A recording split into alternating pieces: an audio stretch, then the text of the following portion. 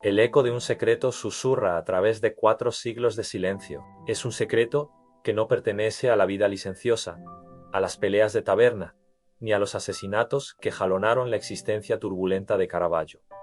Es un secreto de taller, un misterio encerrado en la misma esencia de sus obras maestras. Miren de cerca el rostro de Baco o la desesperación de la mujer, degollando a Holofernes. ¿Ven esa luz? Esa no es la luz de Roma en el siglo XVII. Es una luz preternatural, artificial, cruelmente enfocada, una luz que congela el tiempo y el movimiento, con una precisión que desafía la tecnología de su época. Como pudo un hombre sin la ayuda del dibujo preparatorio, sin una cuadrícula geométrica tradicional, pintar con tal verosimilitud, con tal inmediatez? La respuesta, si tienen el valor de escucharla, destruye el mito del genio solitario y lo transforma en algo mucho más fascinante, en el primer fotógrafo de la historia. Bienvenidos al umbral de una revolución que ocurrió 500 años antes de que se inventara la cámara fotográfica. Antes de que continúen en este viaje a través de la oscuridad del taller de Caravaggio, necesito que se detengan un instante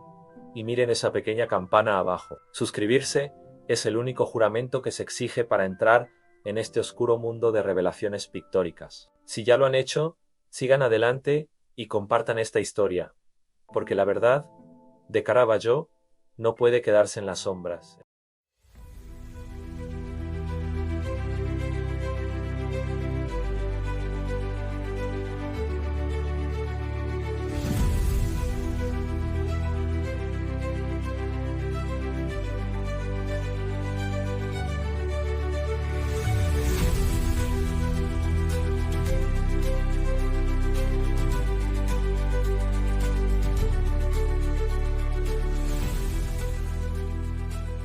Caravaggio, el artista más influyente de su tiempo, llegó a Roma a finales del siglo XVI, un joven iracundo y brillante, rechazado por las academias, que se encontró de frente con un arte estancado en la fría perfección del Alto Renacimiento.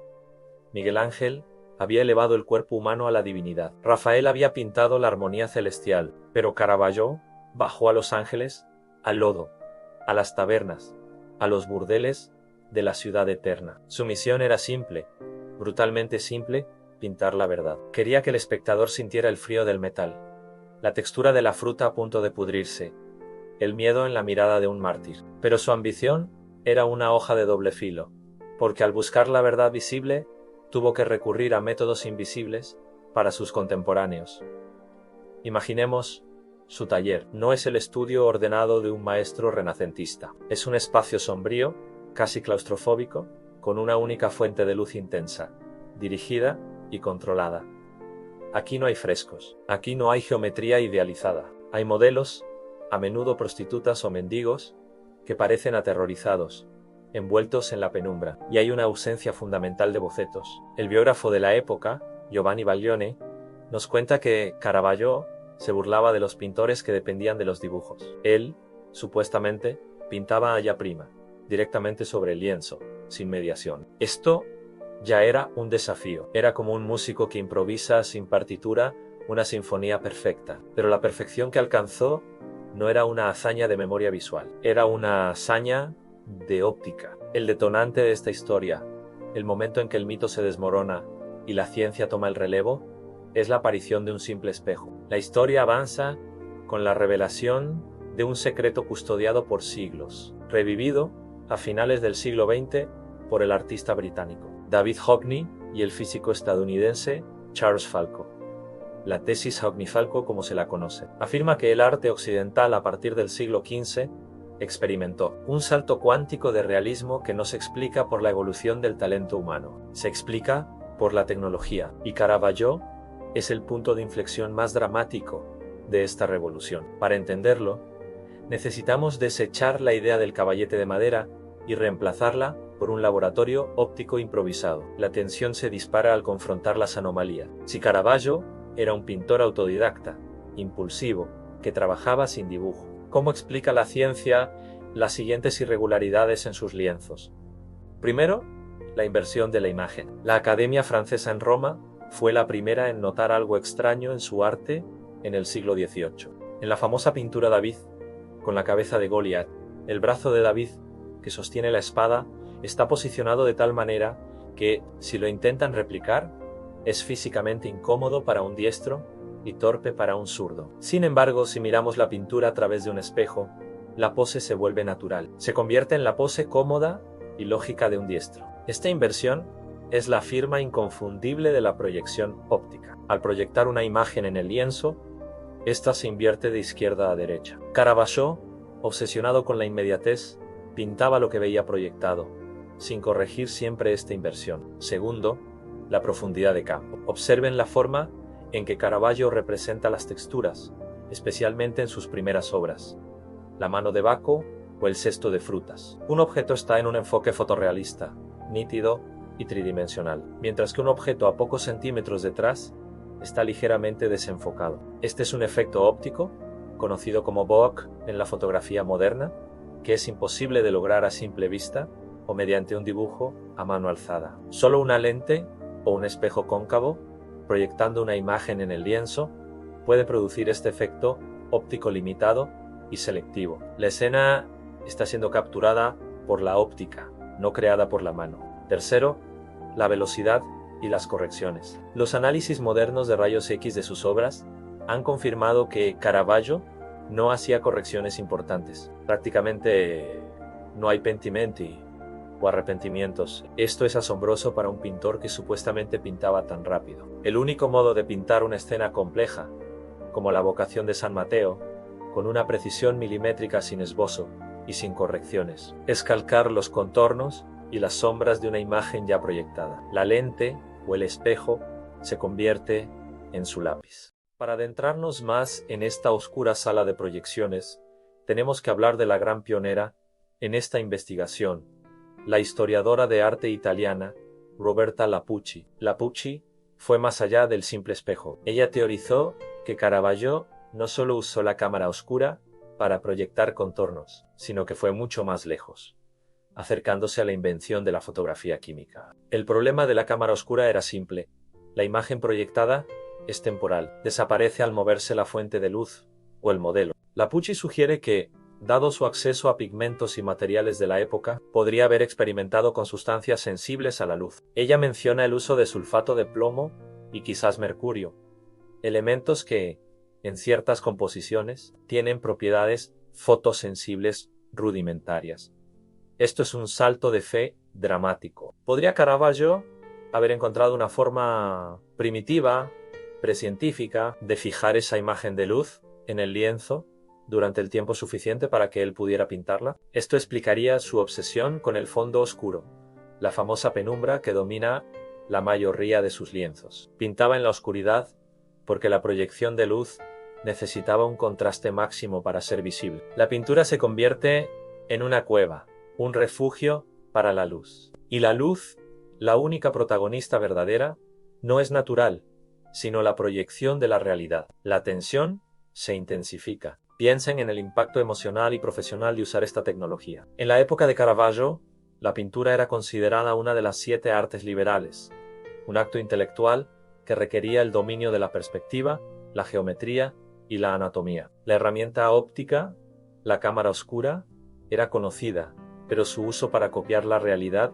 era considerado una especie de engaño. Era un atajo que menoscababa el virtuosismo. Para un pintor orgulloso y defensivo como Caravaggio, este secreto era su arma más poderosa y su vulnerabilidad más peligrosa. No podía admitirlo, porque habría destruido su reputación de genio autodidacta. Tuvo que esconder el espejo cóncavo o la lente dentro de su taller, protegido por gruesas cortinas y sombras. La paranoia que rodeó la vida de Caravaggio, sus constantes mudanzas, su secretismo, la falta de aprendices a los que se les enseñara su método.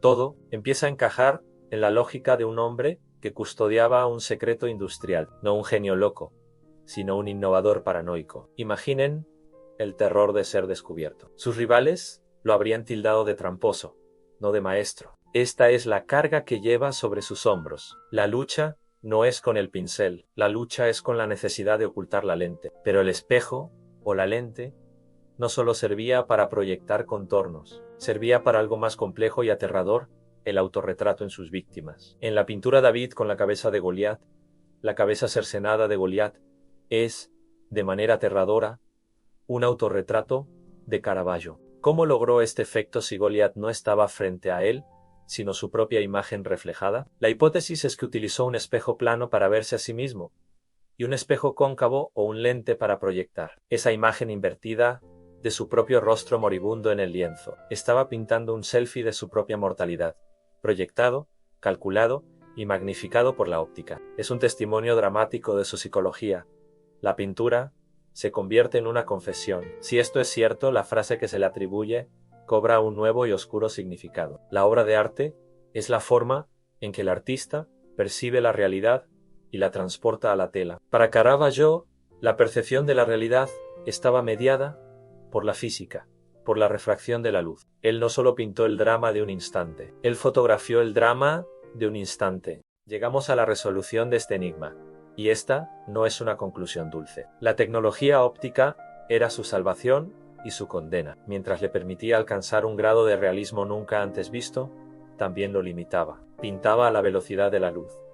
Pero la proyección de la cámara oscura, incluso en la soleada Italia, exigía sesiones de posado de varias horas bajo una intensa luz dirigida. Esto era extenuante para sus modelos. Además, la cámara oscura y sus lentes tenían una distancia focal fija. Para pintar un cuadro más grande, necesitaba lentes más grandes o cambiar la distancia. Los historiadores han notado que las figuras en las obras de Caravaggio a menudo tienen un tamaño muy similar. No es casualidad. Es el límite físico impuesto por la distancia focal de sus herramientas ópticas. Él estaba esclavizado por su propia invención. La cámara oscura, en este contexto, no era una simple herramienta, era un portal, una puerta a una nueva dimensión artística. Al usarla, Caravaggio rompió con el dogma de la pintura como un arte de la mente y la memoria, y la convirtió en un arte de la inmediatez y la visión mecánica. Él transformó la pintura,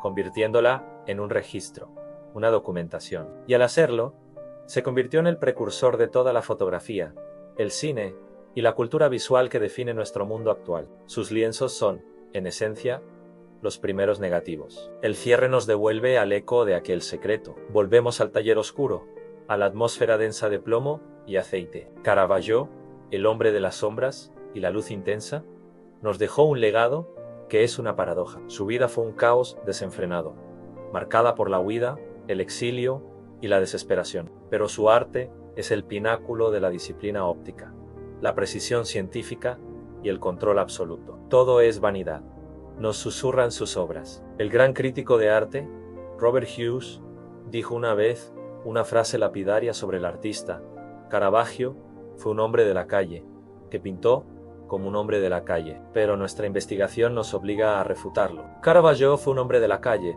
sí, pero pintó como un científico secreto, un físico experimental que operaba en los márgenes de la tecnología. Su transformación es visible en cada pincelada. Pasó de ser un pintor de bodegones y figuras aisladas a ser el maestro del drama coral, el creador de escenas multitudinarias cargadas de patos y vida. Y lo hizo porque la óptica le permitió superar las limitaciones del dibujo y plasmar, con una velocidad y precisión nunca vistas, la fugacidad de la vida humana. Sus últimos años son un retrato de la decadencia. Huyendo de la justicia, con la cabeza puesta a precio, su pintura se vuelve más frenética, más oscura, más existencial. Pero el método, el secreto óptico, lo acompañó hasta el final.